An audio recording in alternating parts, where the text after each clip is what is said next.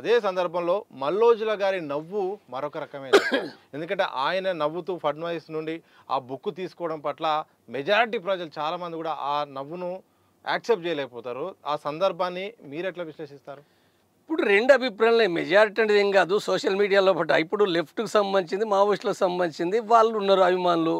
కాబట్టి సమస్య ఎక్కడ ఉందనంటే నీకు ఫస్ట్ సాయుధ పోరాట విరమణ ఎందుకు చేసిండ్రో ఫస్ట్ అర్థమైతే తర్వాత దాంతో పాటుగా ఆయుధాలు ఏవైతున్నాయో ప్రభుత్వానికి ఒప్పజెప్పడం అనేది అవుతుందో తప్పనిసరి ప్రక్రియ అన్ని రాజ్యాల్లో పట్ల అన్ని దేశాల్లో పట్ల తప్పనిసరిగా సాయుధ పోరాట విరమణ అంటే అది జరుగుతుంది అంటే ఈ విషయాలు ఫస్ట్ అర్థం చేసుకోవాలి. ఇవి అర్థం చేసుకున్నప్పుడు ఇవి జరగాలనుకున్నప్పుడు ఇది పాయింటే కాదు, చాలా సిల్లీ థింగ్.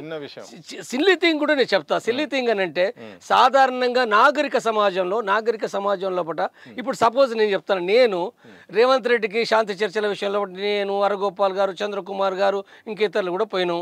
ముఖ్యమంత్రి వచ్చిండు, మరి మేము కూర్చున్నాం, మరి మేము కూడా నమస్తే చెప్పాలి కదా, నమస్తే చెప్పినాం, నవ్వుతాం కదా. ఆయన నవ్విండు, ముఖ్యమంత్రి నవ్విండు, మేము కూడా నవ్వాలి కదా.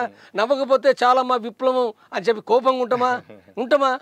వాస్తవంగా ఎవరైనప్పుడు వరవరరావు నేను 2004 లోపట మరి శాంతి చర్చలు రాజశేఖర రెడ్డి, జాన్ రెడ్డి తింటున్నారు, మరి నవ్వుకుంటూ మాట్లాడలేదా?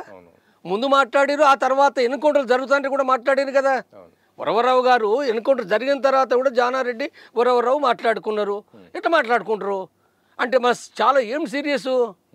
ఇప్పుడు ఎంత అదేనంటే ఇప్పుడు ప్రధానమంత్రికి గౌరవనీయులని సంబోధిస్తే గౌరవనీయులని సంబోధిస్తావా?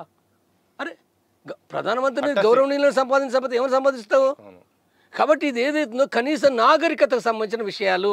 ఇప్పుడు ఉదాహరణకు చైనా అధ్యక్షుడు నరేంద్ర మోడీ ఉన్నాడు, వాళ్ళ కోపతాపాలు ఏమైనా ఉండొచ్చు కాక కలుసుకున్నప్పుడు క్యాజువల్గా కలుసుకుంటారు, స్మైలింగ్ తప్పనిసరి.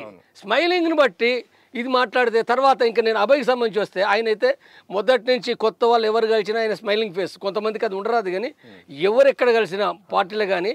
కాబట్టి ఇక్కడ ఏంటంటే మనం దేనికి పోతున్నావు, శత్రుత్వం కోసం కాదు కదా. మిత్రత్వం మీనింగ్ సాయుధ పోరాటం విరమణ చేసిండ్రు, వాళ్ళు దాన్ని స్వీకరించి అది జరగాలి కదా. ఆ ప్రక్రియ జరిగినప్పుడు మనం ఆ పద్ధతి నేను కోపంగా నేను విప్లవకారుని, నేను చిన్నోని కాదు, నువ్వేంటిది, ఇది కాదు కదా, తప్పుడు పద్ధతి అది. అది తెలిసి తెలియక ఒక వ్యతిరేకత నుంచి మాట్లాడే తప్ప దాంట్లో బట్టి ఏమీ